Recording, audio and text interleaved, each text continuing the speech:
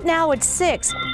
Neighbors stuck without a permanent home weeks after a fire at a San Francisco apartment building. We want to live forward. We want to move on, but help us. We'll take you inside the tense meeting to push for more support. Plus, the storms take another bite out of a historic stretch of this Santa Cruz street. At some point, this road, if nature has its way, won't be here anymore. Why scientists say the race to repair it is a losing battle long term.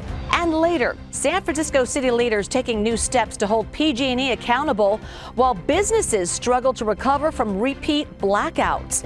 Melt like this and then we throw away all this problem. We'll meet an ice cream shop owner trying to cut through red tape to get reimbursed for his losses. This is CBS News Bay Area with Juliette Goodrich. Good evening. Thanks for joining us at 6. And we begin in San Francisco, where dozens of renters say they're barely scraping by after a fire ripped through their downtown apartment building. The fire broke out on the top floor of the 6-story building. This on Golden Gate Avenue happened on December 12th, damaged a number of apartments and left a gaping hole in the roof. Dozens of people had to scramble to find temporary homes. Those neighbors claim the city and the property managers have done next to nothing to help them recover. Today, a group of tenants met with officials at City Hall to demand more support, and our Kara St. Cyr was there.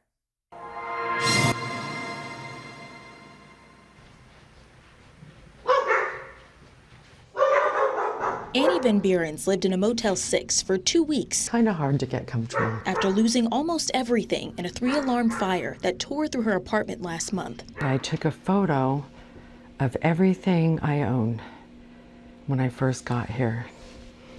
And I said, wow, that's humbling. Van Buren and several other displaced tenants have no access to their things, instead relying on each other and nonprofits for basic needs.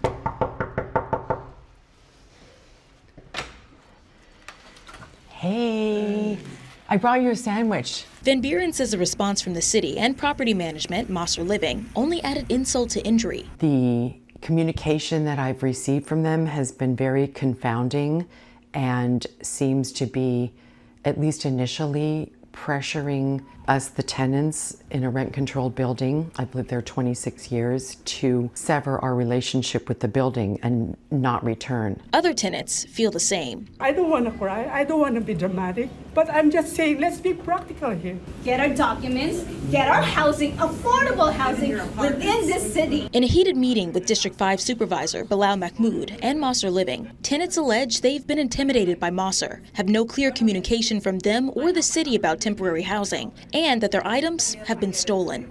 So is there any step up of security after you've heard that people have been entering the building and taking that? There's 24/7 security in that building right now. Justine Shoemaker, the director of property management at Mosser Living, says the company is working to secure the building before tenants can enter, and that they anticipate everyone returning after the building is fixed, though it's unclear when that will be. We want everybody to come back to this building. You have rights as tenants to come back. By the end of the meeting, Mosser Living promised to return all December rent payments to tenants and let them view their units in mid-January. Mahmoud says the city would extend hotel stays for 1 more week. This is not a situation that any resident in San Francisco should have to worry about, and so they have every right to be frustrated and angry. The problem far from solved, and tensions are still high. But Van Buren, at least, has hope. This, in the long run, will be a short chapter that we'll look back on. Officials with the Human Services Agency were on hand today and helped tenants fill out applications for temporary housing assistance. If victims don't fill out necessary paperwork by the end of this week, they may be on their own. Supervisor Mahmoud says he plans to follow up with tenants in 10 days. Meantime, today, San Francisco's Board of Supervisors approved new tenant protections. The resolution creates a safety net for renters who are at risk of losing their housing due to new development. It also provides relocation assistance for displaced renters. And tenants will have the right to return if they are displaced by a safety hazard or fire. A fire destroyed a kite surfing shop in Marin County. It broke out early this morning at Live to Kite on Industry Way in Greenbrae. That's right off Highway 101 near Corte Madera. So fire crews say the business was jam-packed with boxes of inventory inside. making it pretty difficult to fight the flames. They were able to stop the fire from spreading to nearby buildings. A neighboring business owner says flooding in the area from the recent rains was already a big headache. It's situations like this that really bring the community together. So as far as we've been just working together to get all this flooding cleaned up, and however we can support the Kite family as well, then we'll be there. The business owner also says her shop had a small electrical fire from the flooding. There were no reported injuries. The cause is under investigation. We're learning more about a frightening shooting at an Antioch apartment complex where an 11-year-old girl was hit in the head by a stray bullet while riding in her family's car. So police say the gunman entered the complex on foot and opened fire yesterday afternoon. Several bullets struck the family's SUV as they were leaving for the grocery store. One went through the back window and headrest before hitting the girl. Sources tell us the father took off when he heard gunfire and called 911 once he realized his daughter had been shot. We spoke to one resident who said his neighbor saw the entire thing. All she said that when she saw they pulled out the guns, she just went behind the cars. And she said she heard guns just going back and forth. The girl remains in critical condition with the bullet still in her head. Authorities say they don't know the motive and they don't believe the family was the intended target. Police say they have surveillance video that shows the shooting and they are working to identify a suspect. All right, we're following some new fallout from the storms in Sonoma County. The Water District says a sewage leak has spilled into the Russian River.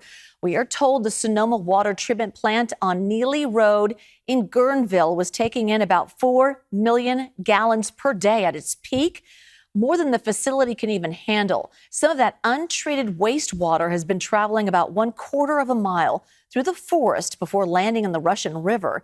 Beaches along the river have been closed off, as well as several miles of beaches along the Sonoma coast for health and safety reasons. Authorities are asking nearby residents to limit their wastewater use to reduce the impacts. And this mudslide that we first showed you yesterday is still causing problems near Monte Rio. A section of Highway 116 crumbled into the Russian River, happened along the eastbound shoulder. The slide pulled part of the road, a guardrail, and trees into the river. Caltrans says it's allowing cars to go through with one-way traffic control, and it will likely continue until they can make a temporary fix. A chunk of the cliffside along an iconic Santa Cruz roadway, it fell into the ocean over the weekend as strong waves pounded the coast. West Cliff Drive has been a victim of relentless erosion over the years. And as city officials make repairs, it reignites the debate over the future of this part of the coast as climate change and sea level rise threaten more damage. Scott Raitt has the story in Santa Cruz.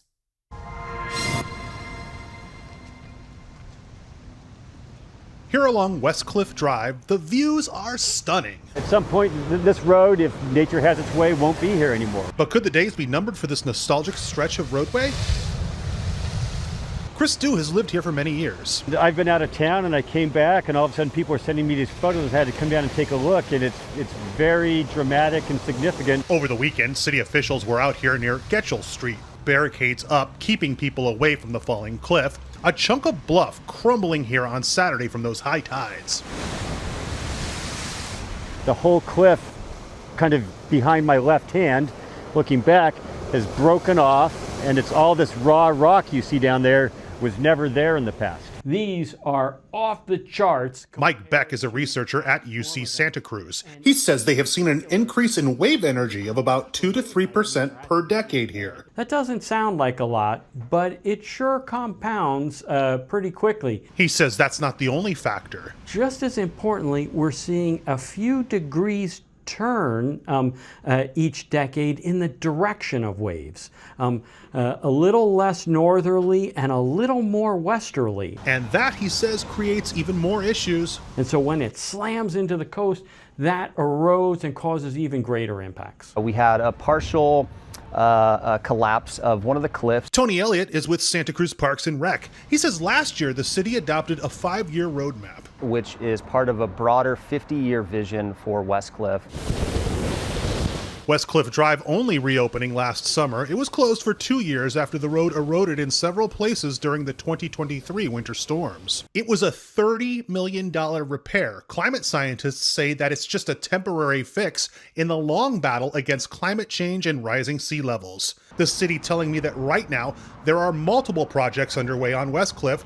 So, how much money is it costing you? Multi-millions of dollars over the past few years, both in response to the damage and storms that we've seen, the coastal erosion that we've seen, but the city's leveraging a lot of grant funding as well. As far as what the future holds for Westcliff Drive? It's a place that we will continue to invest in, but continue to adapt to over time. Tony telling me that some of those long-term strategies could be pulling back infrastructure to hard armoring cliffs. Also, they will be looking at nature-based solutions. Constant, never ending. No matter what the future holds for Westcliff Drive, folks here know that the only thing constant is change. I have great memories here, and I hate change, but here is change.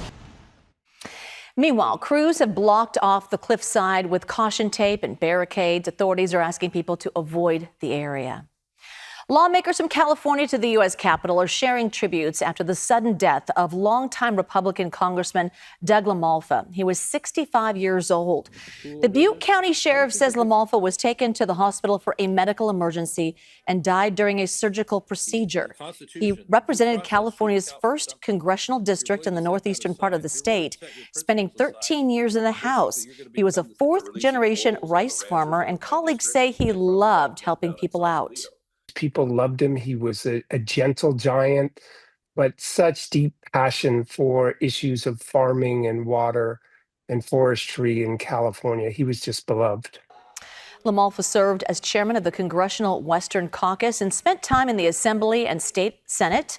The state will need to hold a special election to replace him in the coming weeks. The district is also set to be drastically redrawn by Prop 50 to favor Democrats. Still ahead right here at 6, San Francisco taking some new steps to get to the bottom of last month's blackouts. We'll meet an ice cream shop owner who says he's trying to file a reimbursement claim with PG&E and feels like it is a second job to do it. Sometimes I gave up. Maybe last 2 times, for me, it's more work to prove it. Plus, how police tracked down a stolen pair of custom guitars they say are worth $120,000.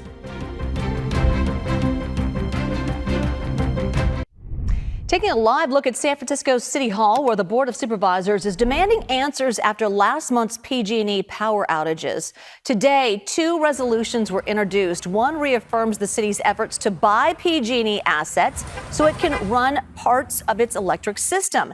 The other urges Governor Newsom to withhold the utility's safety certificate until all infrastructure has been inspected and maintained. Supervisor Alan Wong is also calling for a formal investigation into the outages.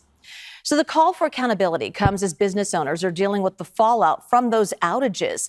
Our Lauren Tom spoke with an owner of an ice cream shop who says he lost thousands every time the power went out. Now he's just working to be reimbursed. Also, we have some Korean flavors, green tea and black sesame. At Joe's Ice Cream in San Francisco's Richmond district, the freezers never stop humming. At least they're not supposed to. Melt like this, and then we throw away all this product. Owner Sean Kim has experienced 4 power outages in the last month. Each time, more ice cream going to waste, melting time, money, and patience. The last time we lost power somewhere, certain area as well, the last one 2 hours, power outage, I'm concerning it might happen again. Each outage has cost him thousands of dollars, not just in tossed product, but in lost business. And getting that money back has become another job entirely. I saw me claim around $6,000 amount cost. That's from the first 2 incidents. But I'm not sure. Some of them probably they might refuse to approve. He's spent hours scanning receipts, combing through files, and calculating losses from a business where the proof is often in the scoop. I buy milk and ingredient, and then I'm making my ice cream.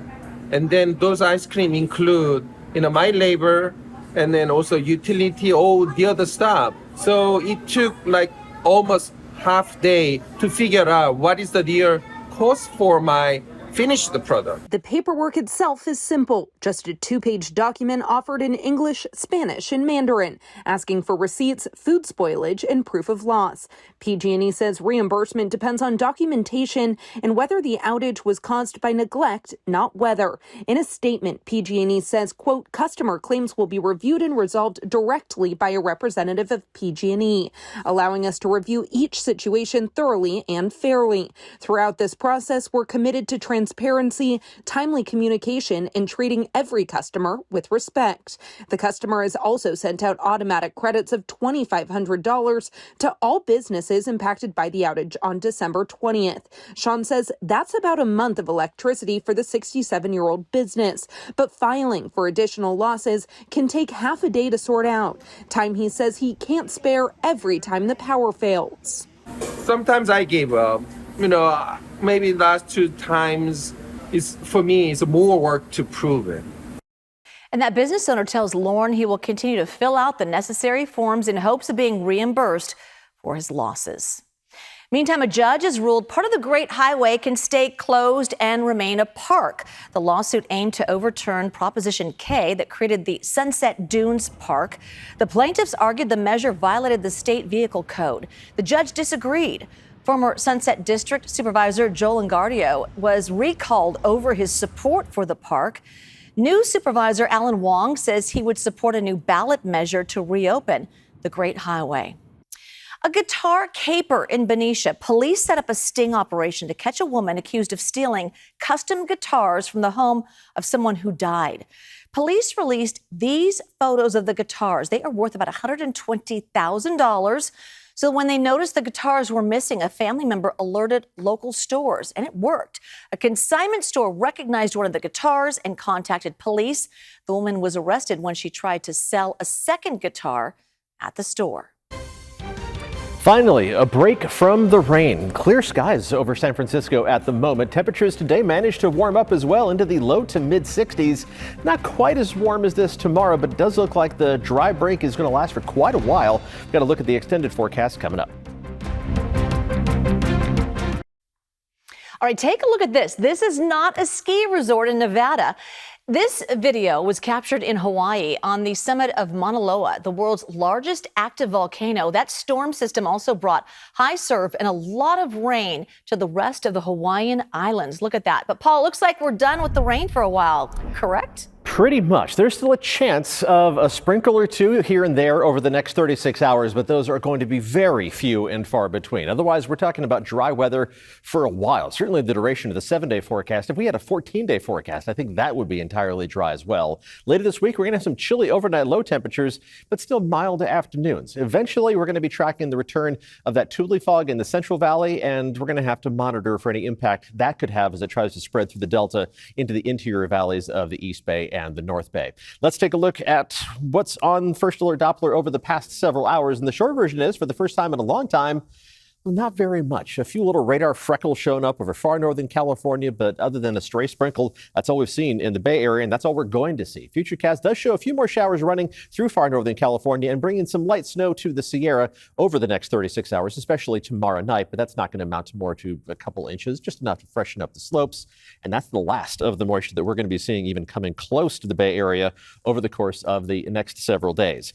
Here's where we stand in terms of rainfall to this point in the water year. For most of the Bay Area, we're in the 120 to 130% of normal range. It's 129% in Santa Rosa, 127% in San Francisco, 124% for Livermore, but San Jose, a whopping 162% of normal rainfall. You picked up just over 2.5 inches of rain over the course of the last 7 days. So you are well ahead of the pace, but we are going to be eating away at the surplus over the course of the next several days with that dry weather settling in. There is really not even a hint of moisture headed our way anytime soon. There's that little bump on Wednesday's forecast that represents the chance of sprinkles for tomorrow and tomorrow night. Otherwise, dry weather prevails through the weekend and into early next week.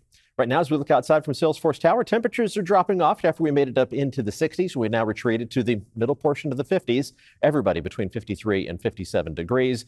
We'll see a mix of mostly 40s and a few 50s on the map by early tomorrow morning, and then temperatures will warm back up as we see plenty of sunshine. Our adoptable dog of the evening is Precious, who is available from Lily's Legacy in Petaluma. She gets to enjoy that abundant sunshine with temperatures cool, but normally cool for early January. It's very close to where we're supposed to be. In fact, pretty much everybody is going to be within 1 or 2 degrees of what is average for the 7th day of January. So starting off a little bit above normal, but we just won't climb very far compared to where we were today. Almost everybody in the upper 50s, just short of 60 degrees in San Jose, and that'll be one of the warm spots around the region. Into the upper half of the 50s east of the Oakland Hills and around the Bay and at the coast. I mean, literally every location on the map between 56 and 59 degrees for high temperatures by tomorrow afternoon. Here's a look at the 7-day forecast. We'll start inland, where temperatures are going to be running in the 50s throughout the duration of the 7-day forecast. The coolest days will be Thursday and Friday, mainly because of some chilly morning temperatures. Just not much of a chance to recover from that cold start. We will be watching for the return of some of that fog making its way in from the Central Valley by the weekend and early next week, but that should not bother Bayside locations. So temperatures back up to around 60 degrees there by Monday and Tuesday. And at the coast, we're still at that time of year when coastal communities are the warm spots on the map. Temperatures running in the upper 50s and then a little bit farther into the low 60s as we head through next week. And nary a drop of rain in sight other than those sprinkles tomorrow and tomorrow night. Thank you. Did I read that right? Was that German Shepherd named Precious? Precious. Oh, I hope it gets adopted out. Put a link up on social media right now. Very cute. Thank you so much, the dog. Okay, when we come back, he was a San Francisco icon, and now Claude the albino alligator could be getting a posthumous honor from the city. Oh, Claude, the albino alligator who charmed San Francisco for nearly 2 decades, died last month. And now the Board of Supervisors is moving to honor his legacy at the California Academy of Sciences. Supervisors just unanimously voted to rename a street in his honor. They let the public pick. We voted on it. I voted on this music concourse drive. In fact, it is the stretch, the long one, that runs directly in front of the museum between JFK and MLK Jr. Drive. So the resolution now heads to the Recreation and Parks Commission. If they approve the change later this month, the street will officially become Claude the Alligator Way. CBS 8 News' Tony DeCopel is next on KPIX. Your vote matters.